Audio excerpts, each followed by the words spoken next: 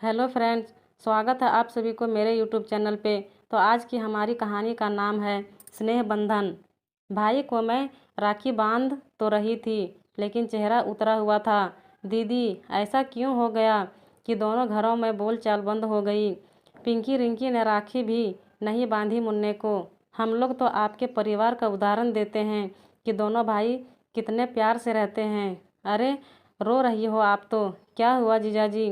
भाई हैरान था। रिंकी पिंकी तो कई बार पूछ चुकी है, हम लोगों ने जाने नहीं दिया। राखी बांधते हुए मैंने कहा, बाबूजी अपने सामने ही सारी चल अचल संपत्ति का बंटवारा कर गए थे। एक प्लॉट अम्मा जी के नाम था, जो उन्होंने अंतिम समय में मेरे नाम कर दिया था। तब तो राहुल कुछ नहीं बोला।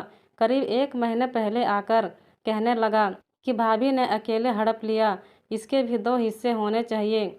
बताते बताते उन काली स्मृतियों ने फिर से मुझे घेर लिया।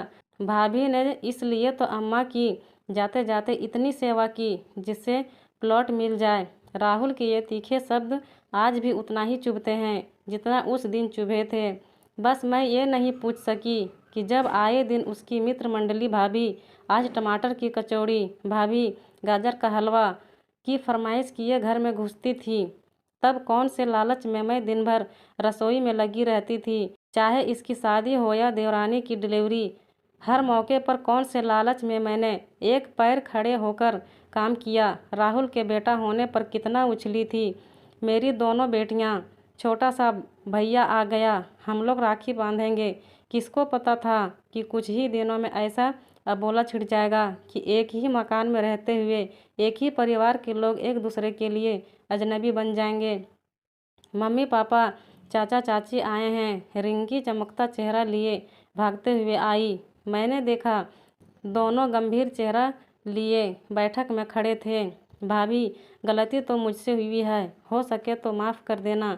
दोस्तों और रिश्तेदारों ने मेरा दिमाग ख़राब कर दिया था। आज त्यौहार के दिन ऐसे अलग अलग। राहुल मेरे पैर छूने झुका, लेकिन मैं पीछे हट गई। राहुल, कोई फिल्म तो नहीं चल रही है ना कि तुम आकर माफ़ी मांगने लगोगे और मैं सब भूल जाऊंगी? तुम्हारे भाई साहब कितना बीमार रहे, वो सब होने के बाद मेरा गला फिर से रुंध गया। हमसे गलती हुई थी ना भाभी, बच्चे क्यों दूर रहे आपस में? देवरानी ने मुन्ना मेरी गोद में बैठा दिया। दोनों बच्चियां पर्दे के दाएं बाएं से झांकती हुई मेरी ओर आशा भरी निगाहों से देख रही थी। राखी वाली प्लेट भी सज संवरकर सुबह से मेरी हाँ की प्रतीक्षा कर रही थी। मैंने दोनों बहनों को पास बुलाकर उसकी सूनी कलाई सामने बढ़ा दी। दोनों दौड़कर आई, मुस्कुराते हुए अपने छोटे से भाई को राखी बांधी। बच्चे हंस रहे थे, खिलखिला रहे थे, स्नेह बंधन जुड़ रहे थे, रक्षाबंधन मनाया जा रहा था।